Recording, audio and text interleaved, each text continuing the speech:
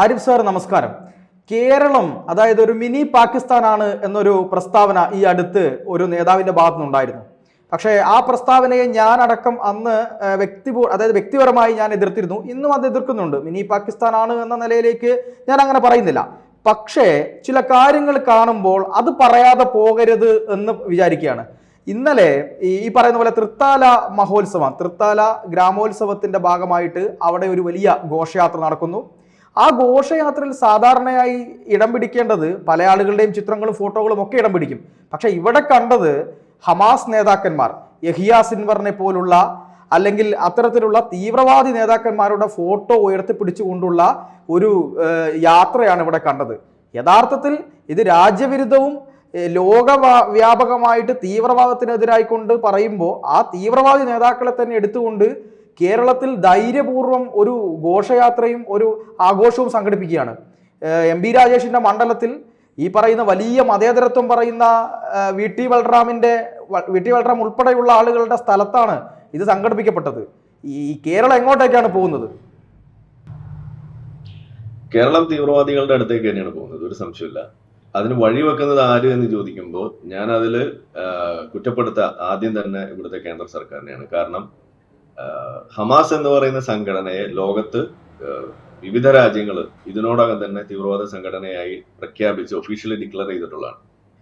ഈ ഒരു Palestine Israel വിഷയത്തിന്റെ ആ തുടക്കം മുതൽ ഇത്രമാത്രം ഭീകരമായ ഒരു തീവ്രവാദ ആക്രമണം ഒക്ടോബർ 7 നടത്തിയിട്ടും അവർ നടത്തിക്കൊണ്ടിരിക്കുന്ന ബന്ദികളെ വെച്ചിട്ടുള്ള വിലപേശൽ നടത്തുന്നത് കണ്ടിട്ടും ഇന്നും ഇന്ത്യയിൽ ഈ ഹമാസ് എന്ന് പറയുന്ന സംഘടനയെ ഒരു തീവ്രവാദ സംഘടനയായിട്ട് പ്രഖ്യാപിക്കാൻ ഇന്ത്യ ഇതുവരെ കഴിഞ്ഞിട്ടില്ല, ഇന്ത്യ ഇതുവരെ ചെയ്തിട്ടില്ല. ഇത് തന്നെയാണ് ഈ തീവ്രവാദികൾക്ക് ഉള്ള സപ്പോർട്ട് വർദ്ധിക്കുന്നതിന്റെ ഒരു കാരണം. അപ്പൊ അത് എത്രയും പെട്ടെന്ന് ചെയ്യണമാണ്. ഇപ്പൊ നമ്മൾ കഴിഞ്ഞ ദിവസം കണ്ടു, ഈ ഹമാസിന്റെ നേതാക്കള്, അവരിൽപ്പെട്ടിട്ടുള്ള ആളുകൾ പാകിസ്ഥാനില് POK നമ്മളുടെ കശ്മീർ ആ മേഖലയിൽ ആ സ്ഥലം പിടിച്ചെടുക്കണം എന്ന കാലങ്ങളായിട്ടുള്ള ലഷ്കർ ഇ തൊയ്ബ, അതുപോലെ അവിടെയുള്ള ഹർക്കത്തുൽ മുജാഹിദീൻ എന്നൊക്കെ പറയുന്ന പോലെയുള്ള സംഘടനകളുടെ നേതാക്കന്മാരോടൊപ്പം അവിടെ ചേർന്നുകൊണ്ട് അവരവിടെ ഒരു മീറ്റിംഗിൽ സംബന്ധിച്ചതൊക്കെ നമ്മൾ കണ്ടു. അപ്പൊ എന്താണ് ഹമാസിന് കാശ്മീരിൽ കാര്യം? അപ്പോ ഹമാസ് സാധാരണ പറയാറുള്ള ഒരു മുദ്രാവാക്യമുണ്ട്. അതായത് river to sea Palestine will be free എന്നുള്ളത് മാറ്റിയിട്ട് Kashmir to Kanyakumari Palestine will be free എന്നാക്കി മാറ്റി. അങ്ങനില്ലല്ലോ. അപ്പൊ അവരുടെ ലക്ഷ്യം എന്താണ്? അവര് എഴുതി വെച്ചിട്ടുണ്ട്, ലോകം മുഴുവൻ ഇസ്ലാമിന്റെ കീഴിലേക്ക് കൊണ്ടുവരിക എന്നുള്ളതാണ് അവരുടെ ലക്ഷ്യം. അപ്പൊ അതിന് കശ്മീർ അവർക്ക് എടുക്കാവുന്ന ഒരു വിഷയമാണ്. അത് അവർ തന്നെ പ്രഖ്യാപിച്ചിട്ടുള്ള ഒരു കാര്യമാണ്. അപ്പൊ അങ്ങനെ ഇരിക്കെ അത്തരം ഭീകര സംഘടനയാണ് എന്ന് പ്രഖ്യാപിച്ച് ജനങ്ങൾക്ക് മുന്നറിയിപ്പ് കൊടുക്കേണ്ട ബാധ്യത അവിടുത്തെ സർക്കാരിനുണ്ട്. അത് ചെയ്തിട്ടില്ല. ഒന്നാമത്തെ കാര്യം അതാണ്.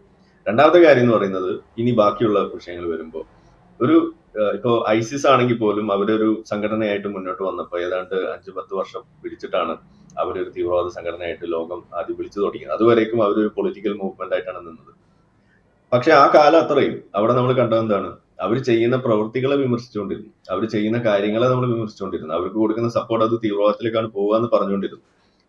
അതുപോലെ ഇവിടെ കാണുന്നില്ല എന്നുള്ളതാണ് ഇവിടുത്തെ വിഷയം. ഇവിടെ ശശി തരൂരിന്റെ വിഷയം നമ്മൾ പറഞ്ഞു, അങ്ങനെ ഒരു ഭീകര സംഘടനയാണ് എന്ന് പറഞ്ഞതിന്റെ പേരിൽ മാപ്പ് പറയേണ്ട അവസ്ഥ, അതല്ലെങ്കിൽ തീവ്രവാദികൾ എന്ന് വിളിച്ച് മണിക്കൂറുകൾ കഴിയുമ്പോൾ അത് പോരാളികൾ എന്നാക്കി തിരുത്തേണ്ട അവസ്ഥ, ഇതൊക്കെ നമ്മുടെ കേരളത്തിലുണ്ട്.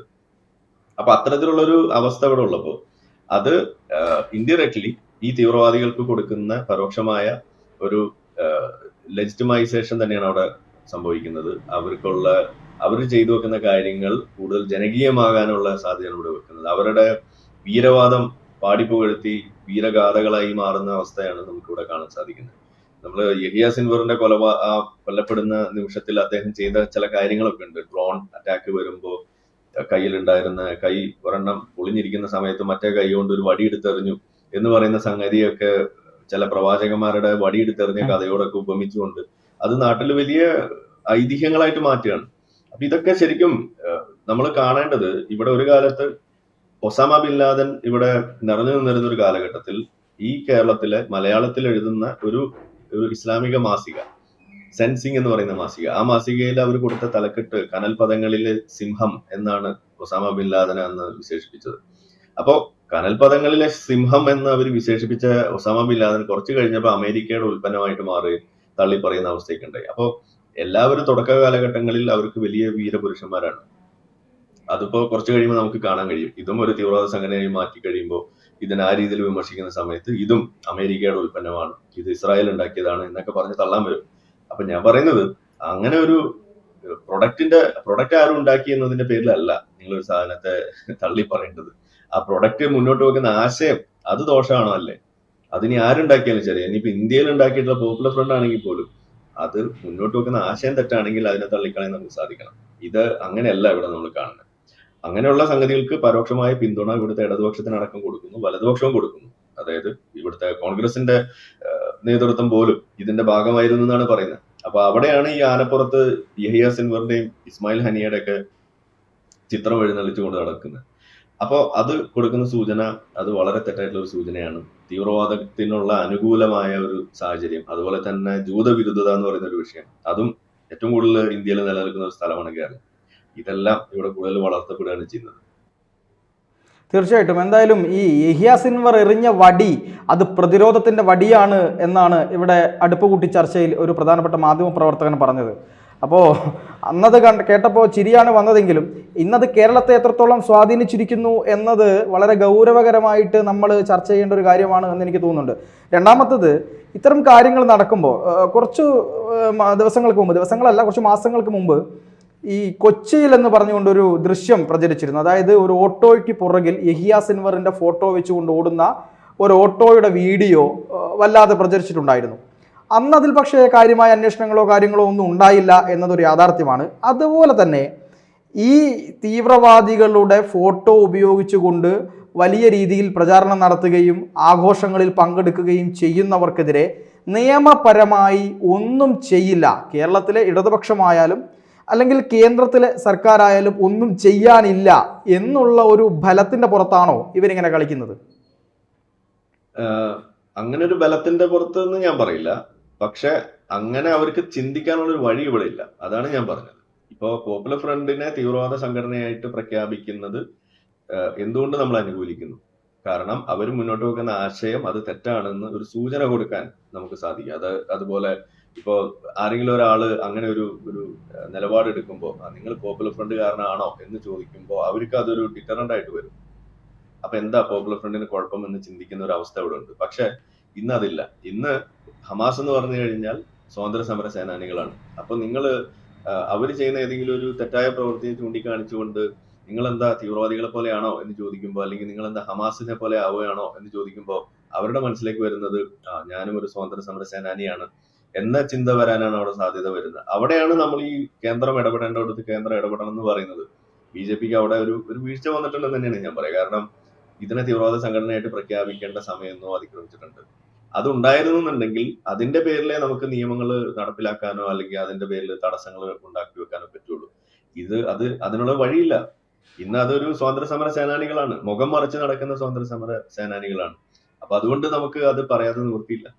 അപ്പോ ഇത് ഒരു ഏതെങ്കിലും വിധേനയുള്ള തീവ്രവാദ പ്രവർത്തനത്തോടുള്ള ആഭിമുഖ്യം കൊണ്ടല്ല, അവർക്ക് അത് ഒരു തടസ്സമായിട്ട് വരാനുള്ള സാധ്യത ഇവിടെ നമ്മൾ സൃഷ്ടിച്ചിട്ടില്ല എന്നതുകൊണ്ടും കൂടിയാണ് അവർ ഇതൊക്കെ എടുത്തു വെക്കുന്നത്. നിയമത്തിന്റെ അഭാവം കൊണ്ട് മാത്രമല്ല. തീർച്ചയായും അങ്ങ് പറഞ്ഞതുപോലെ ഈ യഹിയ സിൻവറിനെ പോലുള്ള തീവ്രവാദി നേതാക്കന്മാരെയും അതുപോലെ ഈ ബില്ലാദിനെയും താലിബാൻ വിസ്മയം എന്നൊക്കെ പറഞ്ഞുകൊണ്ടുള്ള പ്രചാരണത്തെയും ഒക്കെ അവസാനം കൊണ്ടുചെന്നെത്തിക്കുന്നത് ഒരു വലിയ മതസ്പർദ്ധയിലേക്കും അതുപോലെ തന്നെ ഒരു തീവ്രവാദത്തിന്റെ ഹബ്ബ് എന്നുള്ള നിലയിലേക്ക് കേരളത്തെ കൊണ്ടുപോവുകയും ചെയ്യുമെന്നുള്ള കാര്യത്തിൽ യാതൊരു സംശയവുമില്ല. ഇത് മുൻകൂട്ടി തന്നെ ഈ കടക്കിലെ വെട്ടുക എന്നുള്ള രീതി സർക്കാരും മതേതരത്വ ഗവൺമെന്റും അതുപോലെ ഇവിടുത്തെ പ്രധാനപ്പെട്ട സംഘടനകളും ഒക്കെ ചേർന്ന് ചെയ്തില്ലെങ്കിൽ അതിൻ്റെ ഒരു പ്രത്യാഘാതം വളരെ വലുതായിരിക്കുമെന്ന് തന്നെയാണ് അങ്ങയുടെ ഈ ചർച്ചയിൽ നിന്നും വാക്കുകളിൽ നിന്നും മനസ്സിലാവുന്നത്. എന്തായാലും ഈ ചർച്ചയുമായി സഹകരിച്ചതിന് ഒരുപാട് നന്ദി സാർ. കൂടുതൽ വാർത്തകളും വിശേഷങ്ങളും നിങ്ങളിലേക്ക് എത്താൻ ABC മലയാളം സബ്സ്ക്രൈബ് ചെയ്യുക, ബെൽ ബട്ടണും അമർത്തുക.